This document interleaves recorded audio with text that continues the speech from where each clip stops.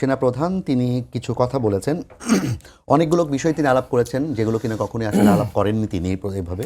তার মধ্যে একটা বিষয় ছিল যে এই হত্যাকাণ্ডটি সম্পূর্ণভাবে বিডিআরের সে মানে যারা নাকি ছিলেন তাদের সদস্যদের দ্বারা এটা সংঘটিত হয়েছে এবং এখানে কোনো বাট কিংবা ইফ নেই এবং কেউ জড়িত ছিল কিনা সেটা কমিশনের রিপোর্টে বের হবে এবং তিনি ফুল স্টপ দিতে বলেছেন এই জায়গাটায়। আপনি যেই কথা বললেন যে সেনা কর্মকর্তাদের কিংবা তৎকালীন সেনাবাহিনীর যারা দায়িত্বে ছিলেন তাদের একটা ব্যর্থতার কথা আপনি বলছেন, এই বিষয়টি বর্তমান সেনা প্রধানের বক্তব্যের সাথে আসলে সাংঘর্ষিক হয় কিনা?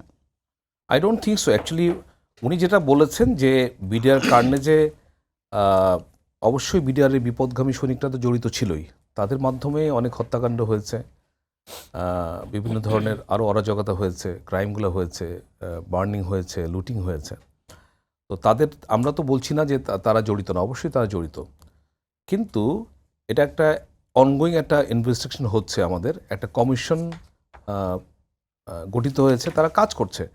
আমরা তো এখানে বিডিআর সদস্য যারা দায়ী তাদেরকে আমরা কন্ডন করতে চাচ্ছি না, আমরা চাচ্ছি যে আরও কারা ছিল, তাদের পিছনে আরও কারা পরিকল্পনাকারী ছিল বা ইন্ধনদাতা ছিল, এবং ইভেন এমনকি ভিতরে অন্য কোনো শক্তি ঢুকেছিল কিনা।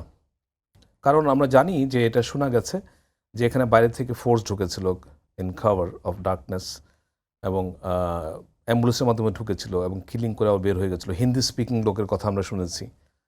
তো এই জিনিসগুলো মেয়ার স্পেকুলেশন না, বিকজ মাল্টিপল সোর্স থেকে এটা শোনা গেছে, যারা ওখানে ভিকটিম ছিলেন তারা বলেছেন। সো এগুলা কিন্তু একটা অ্যাক্টিভ ইনভেস্টিগেশন নাও। তো সেই ক্ষেত্রে আসলে ফুল স্টপ দেওয়া যাবে না। উনি কেন বলেছেন আমি জানি না, but frankly speaking barrister Redwan আরও ভালো বলতে পারবেন। ইটস এ সাবজুডিস ম্যাটার, এবং এখানে যেহেতু একটা অ্যাক্টিভ ইনভেস্টিগেশন চলছে, সো আমাদের সবগুলো অ্যাঙ্গেলই কিন্তু আমাদের ফলো করতে হবে, সবগুলো লিড ফলো করতে হবে। ঠিক আছে।